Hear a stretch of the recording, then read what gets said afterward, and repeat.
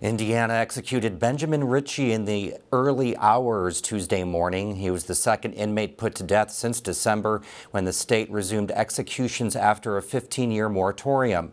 George Hale was outside the state penitentiary in Michigan City when the execution took place and has this report.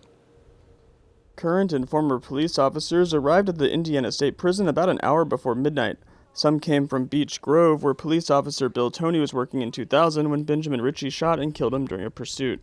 25 years later, the officers waited quietly, some holding blue glow sticks in the darkness as the clock ticked toward midnight, the execution date set by Indiana's Supreme Court after a split decision on Ritchie's appeals. They kept their distance from media and death penalty opponents, holding vigil in the same lot. They've been pretty mellow over there, not bothering us. Anti-death penalty campaigner Abe Bonowitz's group was far outnumbered by the officers. He said executing Ritchie wasn't likely to make their jobs any safer. Law enforcement officers are at greater risk of being killed in the line of duty in states that have the death penalty, and even more so in states that use it. That's just one more example of the disparity in how the death penalty is being applied and why I believe it's unfair. It also reflects a trend in the U.S. towards skepticism of the death penalty, and that's reflected in fewer death sentences imposed by juries. Ritchie, for example, is among more than 24 people in Indiana convicted of killing a police officer, but the only one on death row.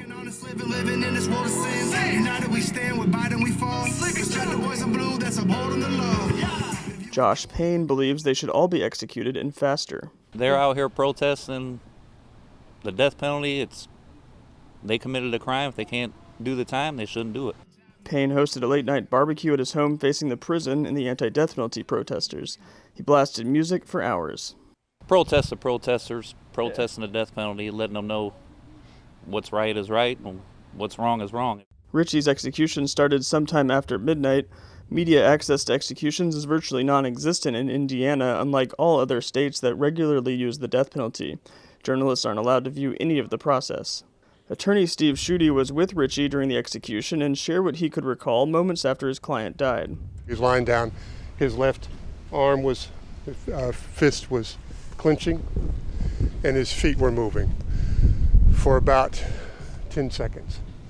Then he sat up and violently twitched for about 3 seconds, lay back down, and then about 3 minutes later, 2 or 3 minutes later, they closed the blinds.